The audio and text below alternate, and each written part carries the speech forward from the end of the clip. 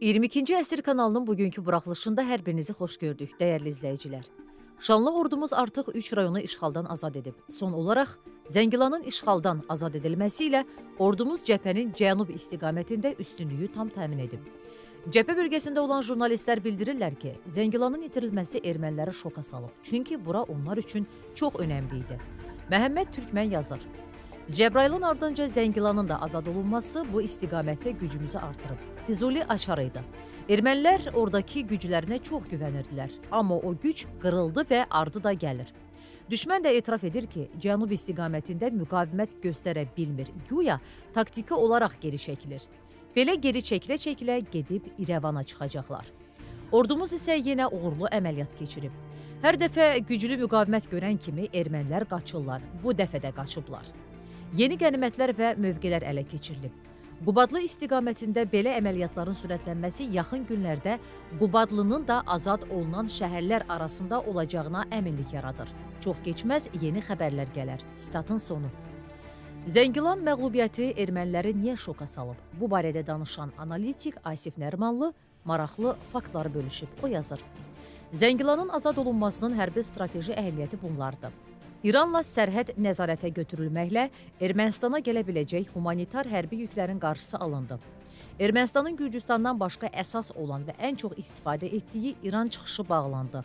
Ordumuzun Zəngilanda olması düşmənin Qubadlı istiqamətində mühasirəyə salınması və qısa zamanda təmizlənməsinin yolunu açdı. Bu, həm də Zəngəzur bölgəsinə nəzarət imkanı yaradır. 2018-ci ildə Günnüt əməliyyatı ilə İrəvan, Goruz, Laçın, Şuşa, Xankəndi yoluna nəzarət etmək imkanı qazandıq. Zəngilanın azad olunması bu nəzarəti gücləndirir. İrəvan, Goruz, Laçın, Şuşa, Xankəndi yolu Ermənistanın işğala davam etməsi üçün əhəmiyyətli idi. Hazırda bu yolun əsas hissəsi ordumuzun nəzarətindədir. Erməni ekspertlər Zəngilanın azad olunmasının Qarabağın taleyinin həll olunması hesab edirlər. Çünki işğal olunmuş ərazilərə İrəvandan, eləcə də İrandan gələ biləcək yardımların qarşısı alınır. Ermənistanın blokadası gücləndirilir.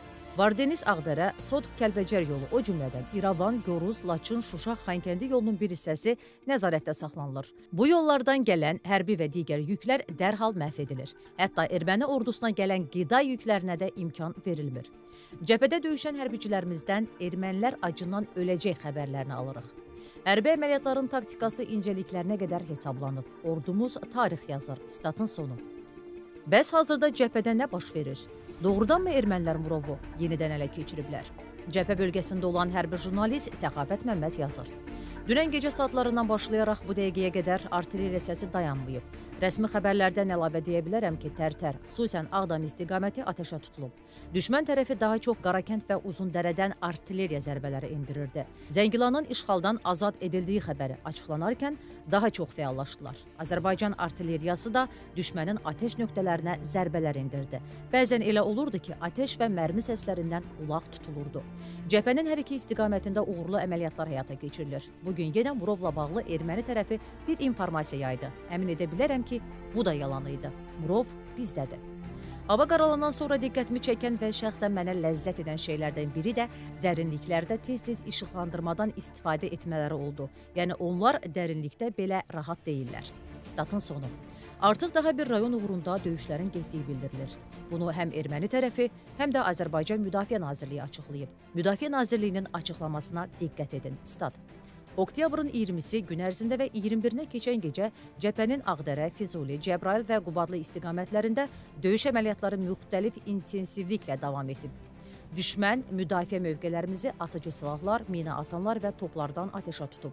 Qeyd olunub ki, Azərbaycan ordusunun keçirdiyi əməliyyat nəticəsində cəbhənin Cəbrayıl və Qubadlı istiqamətlərində Ermənistan Silahlı Qüvvələrinin 18-ci Moto Atıcı Diviziyasının müdafiə olunan bölmələri şəxsi heyət və hərbi texnikada itki verərək geri çəkilməyə məcbur edilib. 5-ci dağıtıcı alayın müdafiə sahəsində düşmənin mövqeləri ələ keçirilib. Çoxlu sayda silah və sursat qənimət götürülüb. Alayın artilleriya rəisi, artilleriya divizyon komandiri və 4-cü taborunun komandiri taborunun şəxsi heyəti ilə birlikdə məhv edilib. 6-cı və 7-ci dağıtıcı alayların müdafiə sahələrində düşmən bölmələrinin şəxsi heyəti arasında ölən və yaralılar var. Məhv edilənlər arasında alay komandirinin müavini Vahan Sarkisyan da var. Döyüşlərdə 3 ədəd artilleriya qurğusu, bir neçə mina atan, şəxsi heyətlə birlikdə 3 ədəd yük avtomobili sıradan çıxarılıb. Qoşunlarımız bütün cəbhə boyu əməliyyat şəraitinə nəzarət edir. Bəli, burada Qubadlı istiqamətində düşmənin məhv edilməsi və geri çəkilməsi növbəti şad xəbərin müjdəçisi ola bilər. Artıq cəbhədən bununla bağlı şad xəbərlər gəlməkdədir. Ümid edirik ki, yaxın vaxtlarda azad edilmiş kəndlərin siyahısında Qubadlı rayonunun kəndlərini və nəhayət şəhər mərkəzinin adını görəcəyik. Əziz dostlar, cəbhədən xəbərlər verməyə davam edəcəyik. Videolarımızı izləmək üçün kanalımıza abunə ola bilərsiniz. Allah əskərlərimizi qorusun. Zəfər bizim olacaq. Sağlıqla qalın.